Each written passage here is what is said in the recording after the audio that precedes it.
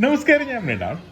കൊൽക്കത്തയിലെ ഏറ്റവും പ്രസിദ്ധമായിട്ടുള്ള സ്ട്രീറ്റാണ് park street. ഭക്ഷണമായിട്ട് ബന്ധപ്പെട്ടിട്ട് വളരെയധികം പേര് കേട്ട സ്ഥലമാണ്. ധാരാളം നൈറ്റ് ക്ലബ്ബുകൾ, ബാറുകൾ, സൂപ്പർ റെസ്റ്റോറൻറ്റുകൾ ഒക്കെയുള്ള സ്ഥലം. നമ്മൾ പാർക്ക് സ്ട്രീറ്റിലേക്കുള്ള വളവിലാണ്. ഇവിടുന്നാണ് പാർക്ക് സ്ട്രീറ്റ് തുടങ്ങുന്നത്. 250 കൊല്ലത്തെ ചരിത്രമുണ്ട് ഇതിന്.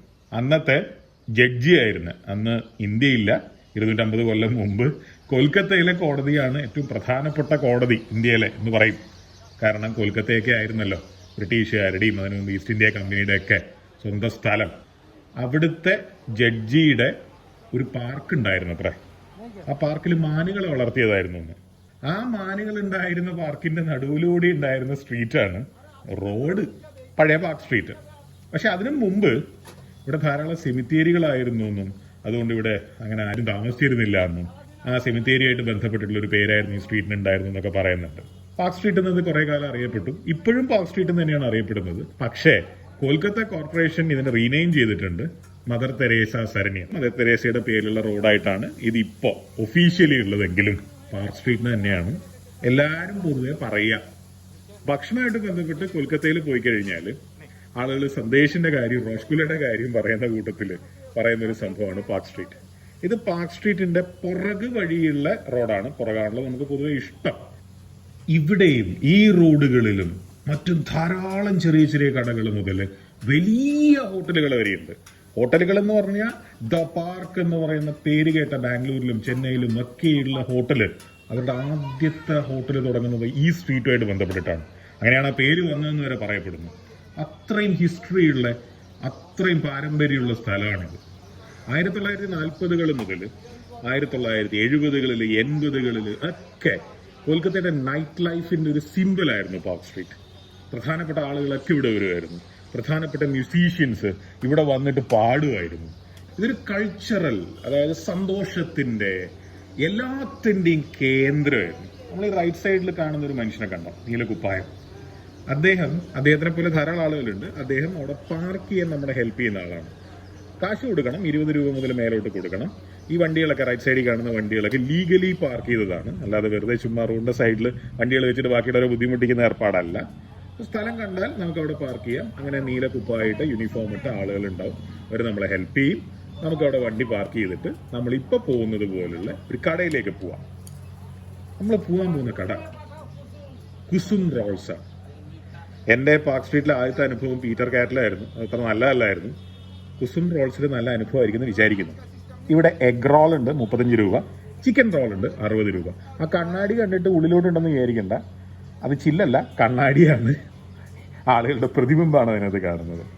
ഇവിടെ വളരെ തിക്കായിട്ടുള്ള റൊട്ടി പോലുള്ള, പൊറോട്ട പോലുള്ള ഒരു സംഭവത്തിൽ അവരുണ്ടാക്കുന്നുണ്ടോ, ഈ മനുഷ്യനുണ്ടാക്കുന്നില്ലേ, അതിന്റെ മുകളിൽ എഗ്ഗ് വേണമെങ്കിൽ എഗ്ഗ് പൊട്ടിച്ചൊഴിക്കും. കണ്ടില്ലേ? അപ്പോൾ അങ്ങനെ ചെയ്യും. എന്നിട്ട് അതിന്റെ ഉള്ളില് ഈ സാധനം വെച്ചിട്ട് സാൻഡ്വിച്ച് ഉണ്ടാക്കും. ഇതിന്റെ എഗ്ഗിന്റെ മുകളിൽ ചിക്കൻ ഫ്രൈ ചെയ്ത പോലുള്ള ചിക്കൻ, അതിന് ധാരാളം ഉള്ളിയൊക്കെ ഉണ്ട്, അത് വെച്ച് ഉള്ളി പിന്നെ ഇടും. നോർത്ത് ഇന്ത്യ മുതൽ ഉള്ളി ഒരു രക്ഷയില്ലാത്ത രീതിയിൽ വളരും. താഴോട്ടും എല്ലാം, കൊൽക്കത്തയും എല്ലായിടത്തും അത് തന്നെ, ഒഡീഷയും ഒക്കെ. പക്ഷെ ഒരു കർണാടക കഴിയുമ്പോഴാണ് ഉള്ളിയുടെ ആ ഒരു അതിപ്രസരം ഇല്ലാണ്ടാവുക. പിന്നെ സോസുകളുണ്ട്. അവർക്കൊരു കൺഫ്യൂഷൻ കണ്ടോ പാക്ക് ചെയ്യുന്നതിൽ? അതെന്താണെന്ന് വെച്ച് കഴിഞ്ഞാൽ നമ്മൾ കണ്ടോ, സോസ് വേണമെന്നുണ്ടെങ്കിൽ പറഞ്ഞു കഴിഞ്ഞാൽ അവർ പല രീതിയിലുള്ള സോസ് അതിനകത്ത് ഒഴിക്കും. ചില്ലി സോസും പലതും ഉണ്ട്. ചിക്കൻ വെച്ചിട്ട് റോൾ ചെയ്യും, മട്ടൺ വെച്ചിട്ട് റോൾ ചെയ്യും. അതിനൊക്കെ ഓരോന്നിനും ഓരോ വിലയാണ്. ഈ പൊറോട്ട മാത്രം വെച്ച് കണ്ടോ, ആ ഉള്ളി വെച്ചിട്ടുള്ള ഒരു സംഭവം, അതിന്റെ മുകളിൽ നല്ലോണം എഗ്ഗ് ഉണ്ട് ആ പൊറോട്ടയുടെ മുകളിൽ. പിന്നെ ഒന്ന് ചിക്കൻ വെച്ചിട്ട്. ഇത് രണ്ടുമാണ് ഞാൻ പറഞ്ഞത്. ഒന്ന് എഗ് റോള്, മറ്റേത് ചിക്കൻ റോള്. ഇത് രണ്ടും സാധാരണ നമ്മുടെ ഷവർമയൊക്കെ റോൾ ചെയ്യുന്ന പോലെ സിമ്പിൾ ആയിട്ട്. സോസ് വേണമെങ്കിൽ സോസ് ഒഴിക്കും, സോസിന് എക്സ്ട്രാ കാശൊന്നുമില്ല. ഈ കട കണ്ടിട്ടായിരിക്കും ഇങ്ങനത്തെയും കുറെ കടകൾ പാർക്ക് സ്ട്രീറ്റിലുണ്ട് റോളിന്റെ. പക്ഷെ അവിടെയൊന്നും വലിയ ആളുകളില്ല. നമുക്ക് ആ റോള് മേടിച്ചിട്ട് വേറൊരു സ്ഥലത്ത് പോകണം. ആ സ്ഥലമാണ് റോളുകൾ കണ്ടുപിടിച്ചത് എന്ന് പറയപ്പെടുന്നു. അപ്പൊ പിന്നെ അവിടെ പോവാതെ പാർക്ക് സ്ട്രീറ്റിലെ കുസുമിൽ മാത്രം പോയിട്ട്, കുസും ഗ്ലാമറസ് ആയതുകൊണ്ട് അവിടെ മാത്രം പോയി എന്ന് നാളെ ചരിത്രം നമ്മളെ കുറ്റപ്പെടുത്താൻ പാടില്ലല്ലോ. പ്രത്യേകിച്ച് ചരിത്ര സംബന്ധിയായ ഒരു യാത്രയിലൊക്കെ ആണല്ലോ ഇന്ന്. റോളിന്റെ ചരിത്രം എന്ന് പറയുന്നത് വളരെ നിസ്സാരമായിട്ട് തോന്നുമെങ്കിലും 35 രൂപയ്ക്ക് വയറ് നിറക്കുന്ന സാധനമാണത്. സാധാരണ ഒരു മനുഷ്യനെ സംബന്ധിച്ചിടത്തോളം അത് വലിയൊരു സാധനമാണ്. ഈ പ്രദേശത്താണ് ഈ റോൾ ആദ്യമായിട്ട് കണ്ടുപിടിച്ച കട. ഈ റോളുകൾ കാത്തി റോൾ എന്നാണ് അറിയപ്പെടുക. കബാബ് പോലെ സ്ക്വയറിൽ കുത്തി ഗ്രില്ല് ചെയ്തിട്ടുള്ള മീറ്റ് റോട്ടിയുടെ നടുവിൽ വെച്ചിട്ട് റോൾ ചെയ്യുക, അത്രയേ ഉള്ളൂ. ഇതാദ്യമായിട്ട് കണ്ടുപിടിച്ചത് നിസാംസ് എന്ന് പറയുന്ന കൊൽക്കത്തയിൽ തന്നെയുള്ള കടയാണെന്നാണ് പറയപ്പെടുന്നത്. ഈ ഒരു പ്രദേശത്ത് ഈ ഒരു റോഡിന്റെ ലെഫ്റ്റിലേക്ക് പോയാലാണ് നിസാം. പക്ഷേ ഇത് റംദാൻ മാസത്തിന്റെ ഓൾമോസ്റ്റ് നടുവിലാണ്, ഏപ്രിലിലെ അവസാന ആഴ്ചയാണ്. അപ്പൊ അതിൻ്റെതായിട്ടുള്ള ഷോപ്പിങ്ങുകളും കാര്യങ്ങളൊക്കെ ആയിട്ടാണെന്ന് തോന്നുന്നു. ധാരാളം ആളുകളുണ്ട്. വൈകിട്ടാണല്ലോ ഈ റോളുകളും ചൂടായിട്ട് കഴിക്കാനൊക്കെ വൈകിട്ടാണ് പറ്റുന്ന സമയം. അതുകൊണ്ടാണ് ഞാൻ വൈകിട്ട് ഇറങ്ങിയത്. ഒരുപാട് പേര് കോവിഡിനെ വകവയ്ക്കാതെ കൂട്ടം കൂടി നിന്ന് ഷോപ്പ് ചെയ്യുന്നൊരു കാഴ്ച. ധാരാളം ആളുകൾ, പബ്ലിക്കായിട്ട് പറയുന്നവർ കൂടുതലാണോ കുറവാണോ എന്നുള്ളത് അവിടെ ഇരിക്കട്ടെ, പക്ഷെ പ്രൈവറ്റ് ആയിട്ടുള്ള കോൺവെർസേഷനിൽ ധാരാളം ആളുകൾ നോർത്ത് ഇന്ത്യയിൽ പ്രത്യേകിച്ച് എന്നോട് പറഞ്ഞിട്ടുണ്ട്, മുസ്ലിം ജനവിഭാഗം കൂട്ടം കൂടുന്നതിലും മാസ്ക് ധരിക്കുന്നതിലൊക്കെ അലംഭാവം കാട്ടുന്നുണ്ട്, അത് കോവിഡ് പടരാൻ കാരണമാവുന്നു. അവര് ചൂണ്ടിക്കാണിക്കുന്നത് ഇതുപോലത്തെ സ്ട്രീറ്റ്സ് ആണ്. പ്രത്യേകിച്ച് റംദാൻ മാസത്തില് ലക്നൌവിലായാലും എവിടെ പോയാലും നമുക്ക് ഇതുപോലുള്ള സ്ട്രീറ്റ്സ് കാണാൻ പറ്റും. അത് നമ്മുടെ നാട്ടിലും കാണാൻ പറ്റും. ധാരാളം ആളുകൾ അവിടെ കൂട്ടം കൂടുന്നു. പക്ഷെ ഇതിന്റെ വാസ്തവം എന്ന് പറയുന്നത് ഈ കൂട്ടം കൂടുന്നവരെല്ലാം മുസ്ലിങ്ങളല്ല. റംദാൻ മാസം എന്നുള്ളത് കൊണ്ടോ റംദാന്റെ വൈകിട്ടത്തെ നോമ്പ് തുറക്ക് ജസ്റ്റ് ഒരു അരമണിക്കൂർ മുമ്പാന്നുള്ളത് കൊണ്ടോ അവരെല്ലാം കൂട്ടം കൂടി ഇവിടെ ഷോപ്പ് ചെയ്ത് കളയാമെന്ന് വിചാരിച്ച് ഇറങ്ങിയതെന്ന് നമുക്ക് വിചാരിക്കാൻ പറ്റില്ല. കാണുന്നവരെല്ലാം നമ്മൾ എങ്ങനെ വിചാരിക്കുക? അത് ഒരു കാര്യം. രണ്ടാമത്തെ കാര്യം, കൾച്ചറൽ ഡിഫറൻസ് എന്ന് പറയുന്ന ഒരു സംഭവമുണ്ട്. ഞാൻ ആദ്യമായിട്ട് എനിക്ക് വളരെ ക്ലോസ് ആയിട്ടുള്ള പുറം നാട്ടിൽ നിന്നുള്ള നോർത്ത് ഇന്ത്യ അല്ലെങ്കിൽ അറേബ്യൻ രാജ്യങ്ങൾ അങ്ങനെയുള്ള ഒരു മുസ്ലിം സുഹൃത്ത് ഉണ്ടാവുന്നത് വളരെ മുമ്പ് ഇംഗ്ലണ്ടിൽ വെച്ചിട്ടാണ്. അദ്ദേഹം സൗദി അറേബ്യൻ പൗരനാണ്. അദ്ദേഹം ഒരു ദിവസം എന്നെ വീട്ടിലേക്ക് ഭക്ഷണം കഴിക്കാൻ വിളിച്ചത് എനിക്ക് ഇപ്പോഴും ഓർമ്മയുണ്ട്.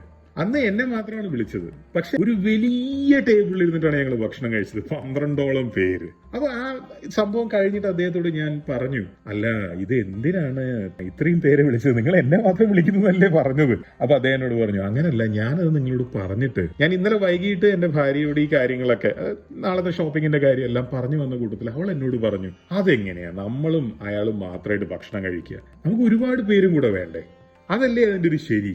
അങ്ങനെ പെട്ടെന്ന് കിട്ടാവുന്ന കുറച്ചുപേരെ സംഘടിപ്പിച്ചിട്ടാണ് 12 പേരെ ഉണ്ടാക്കിയെന്ന് അദ്ദേഹം എന്നോട് പറഞ്ഞിട്ടുണ്ട്. അത് നോർത്ത് ഇന്ത്യയിലായാലും ഒരുപാട് സ്ഥലങ്ങളിലും നമുക്ക് മുസ്ലിം കമ്മ്യൂണിറ്റിയുടെ ഇടയിൽ കാണാം. ആ സെൻസ് ഓഫ് ടുഗദർനെസ്, ഒരുമിച്ചിരിക്കുമ്പോഴുള്ള ആ ഒരു സന്തോഷം, അതൊരു പ്രത്യേക രീതിയിലുള്ള സാംസ്കാരികമായിട്ട് അവരുടെ ഉള്ളിലുള്ള ഒരു സംഭവമാണ്. അതിനെ നമുക്ക് ഒരു ദിവസം രാവിലെ ഇല്ലാതാക്കാൻ പറ്റില്ല. അതൊരു സത്യമാണ്. എന്ന് വെച്ച് ഇങ്ങനെ കൂട്ടം കൂടണമെന്നോ അല്ലെങ്കിൽ അതൊന്നും ഞാൻ അതിനെ അനുകൂലിക്കുന്നതല്ല. പക്ഷേ ഇതിന്റെ ഇടയിൽ ചിലര് മാസ്ക് ഇടാതെ നടക്കുന്നുണ്ട് എന്നുള്ളൊരു സത്യമാണ്. അത് വളരെ നിരുത്തരവാദിത്തമായിട്ടുള്ളൊരു പ്രവൃത്തിയാണ്. ചിലപ്പോൾ ഈ മാസ്ക് ഇടാതെ ചില ആളുകളോട് ഞാൻ സംസാരിച്ചിട്ടുണ്ട്. ഹോട്ടലിൽ ലിഫ്റ്റുകളിൽ കാണുമ്പോൾ അല്ലെങ്കിൽ റോഡ് സൈഡിൽ കാണുമ്പോൾ, ഭായി നിങ്ങൾ എന്താ മാസ്ക് ഇടാത്തതെന്ന് ചോദിക്കാറുണ്ട്. ഇത് ഈ പറയുന്ന സംഭവം മുസ്ലിങ്ങളായിട്ട് ബന്ധമില്ലാട്ടോ, ഇത് എല്ലാവരോടും ചോദിക്കാറുണ്ട്. ഈ മാസ്ക് ഇടാത്തവരെല്ലാം മുസ്ലിങ്ങളാണെന്നും അർത്ഥമില്ല. അപ്പൊ അവരതിന് പറയാ, എനിക്ക് കോവിഡ് വന്നാലും കുഴപ്പമൊന്നുമില്ല, എനിക്ക് നല്ല ആരോഗ്യമുണ്ട്. അതൊരു ഭയങ്കര ഫൂളിഷ് ആർഗ്യുമെന്റ് ആണ്. നിങ്ങൾക്ക് കോവിഡ് വരുന്നതല്ല നിങ്ങൾ മാസ്ക് ഇടാതിരിക്കുമ്പോഴുള്ള കുഴപ്പം, നിങ്ങൾ കോവിഡിന്റെ വാഹകരാവുന്നു, നിങ്ങളിത് വേറെ ആളുകൾക്ക് കൊടുക്കുന്നുള്ളതാണ്. പ്രത്യേകിച്ച് നല്ല ആരോഗ്യമുള്ള ആളുകളിൽ സിംറ്റംസ് ഒന്നും കണ്ടില്ല എന്ന് വരും. പ്രത്യേകിച്ച് പുതിയ വകഭേദങ്ങൾ, സ്വാഭാവികമായിട്ടും നിങ്ങളുടെ ഉള്ളിൽ വൈറസ് വരും. ഞാനായാലും നിങ്ങളായാലും ആരായാലും വൈറസ് വരും. ആ വൈറസ് ചിലപ്പോൾ നല്ല ആരോഗ്യമുള്ള ആളുകളിൽ പുറത്തേക്ക് കാണില്ല. അത് നമ്മൾ മാസ്ക് ഇടാതെ നടന്ന് ബാക്കിയുള്ളവർക്ക് കൊടുക്കുകയാണ് ചെയ്യുന്നത്. സോ മാസ്ക് ഇടാതിരിക്കുന്നത് അവനവനോടുള്ള തെറ്റ് മാത്രമല്ല, സമൂഹത്തോട് മൊത്തത്തിലുള്ളൊരു തെറ്റാണ്. എനിവേ, നമുക്ക് ഈ സംഭവം സംഘടിപ്പിച്ചിട്ട് എത്രയും പെട്ടെന്ന് പോകണം. മിക്കവാറും പാർക്ക് ചെയ്യാൻ പറ്റില്ല എന്നാണ് തോന്നുന്നത്. അപ്പോൾ ഡെലിവറി വാങ്ങിക്കേണ്ടി വരും. അത് കുഴപ്പമൊന്നുമില്ല, ഇവിടെ എവിടെയെങ്കിലും അടുത്തൊരു അഡ്രസ്സിലേക്ക് ഡെലിവറി കിട്ടുന്നതിന് ബുദ്ധിമുട്ടൊന്നുമില്ല. റംദാന്റെ നോമ്പിന്റെ സമയമായി. അപ്പൊ എനിക്ക് ആ സമയമാകുമ്പോഴേക്ക് ഹോട്ടലിൽ എത്തിയാൽ കൊള്ളാമെന്നുണ്ട്. കാരണം അവിടെ കുറച്ച് ആളുകൾ വൈകുന്നേരം ഒരുമിച്ചിരുന്ന് കുറച്ച് നാരങ്ങ വെള്ളം കുടിക്കാന്ന് പറഞ്ഞിട്ടുണ്ട്. അപ്പൊ എത്രയും പെട്ടെന്ന് പോകണം. ആ ഡെലിവറിയൊക്കെ ഒന്ന് സംഘടിപ്പിച്ചിട്ട് അവിടെ എത്തണം. ഇവർക്ക് എന്താ വേണ്ടേ? ഇത് സ്വയം ഹീറോസ് ആണെന്ന് തെറ്റിദ്ധരിച്ചിട്ടുള്ള ഷോ ആണ്. അവർ ജോക്കർമാരാന്ന് തിരിച്ചറിയുമ്പോൾ പൊക്കോളും. ആ രീതിയിൽ അവർ ട്രീറ്റ് ചെയ്തു, അവർക്കത് മനസ്സിലായി, അവർ പോയി. ഇതിനൊന്നും വേണ്ടി അധികം സമയം കളയാൻ നമ്മുടെ കയ്യിലില്ല. കാരണം നമുക്ക് പോയി നോമ്പ് തുറക്കാനുണ്ട്. അപ്പൊ ഞാൻ നോമ്പെടുത്തിട്ടില്ല, അവരാണ് നോമ്പെടുത്തത്. ഹോട്ടലിൽ വെയിറ്റ് ചെയ്യുന്നവര് നോമ്പ് ഒരുമിച്ച് ഇരുന്ന് തുറക്കുന്നു, എന്നിട്ട് ഞാൻ പോയിട്ട് പിന്നെയും ഭക്ഷണം കഴിക്കുന്നു. ഇതാണ് എന്റെ പ്ലാൻ. ഈ സാധനങ്ങൾ അവരെനിക്ക് തന്നാണ് നോമ്പ് തുറക്കൽ പാർട്ടീസ്. കുഴപ്പമില്ല, അഡ്ജസ്റ്റ് ചെയ്യാം, എത്ര വേണമെങ്കിലും കഴിക്കാം, കുഴപ്പമില്ല.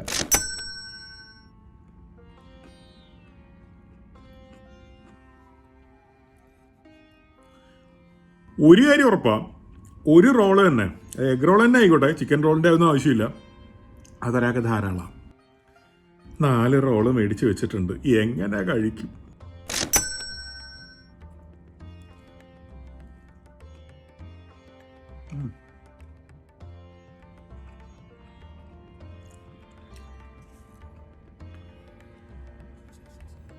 ഇതിൽ എന്തൊക്കെ ഫാറ്റ് ഉണ്ടെന്ന് ഒരു പിടിയില്ല.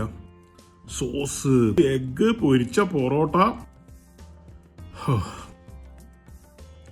സംഭവം സിമ്പിൾ എഗ് റോളാണ്, പക്ഷെ ഒരെണ്ണം കഴിച്ച ഒരാൾ സൈഡാവും. ഇനി നമുക്ക് ചിക്കനിലേക്ക് പോവാം.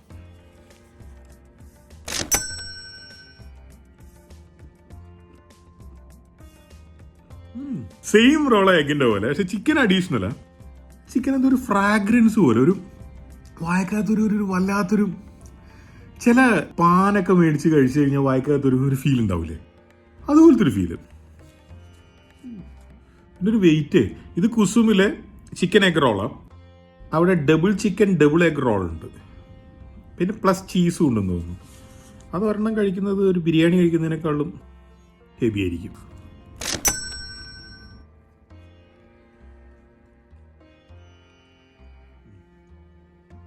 ഇത്രയും കഴിച്ചതിൽ പുലി ഇവനാ. പക്ഷെ ഒരു 3-4 കടിയൊക്കെ ആവുമ്പോഴേക്കുവേ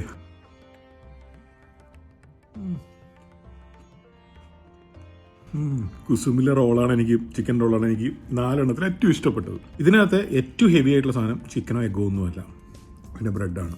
അതായത് ആ റോട്ടി, ആ കവർ ചെയ്യുന്ന സാധനം അന്യായം. ഈ കുസുമിലെ എഗ് റോൾ ഉണ്ടല്ലോ, അവിടുത്തെ മെനുവിലെ 35 രൂപയാണ് എഴുതി വെച്ചത്. ഈ 35 രൂപയുടെ സാധനം ഒരാൾക്ക്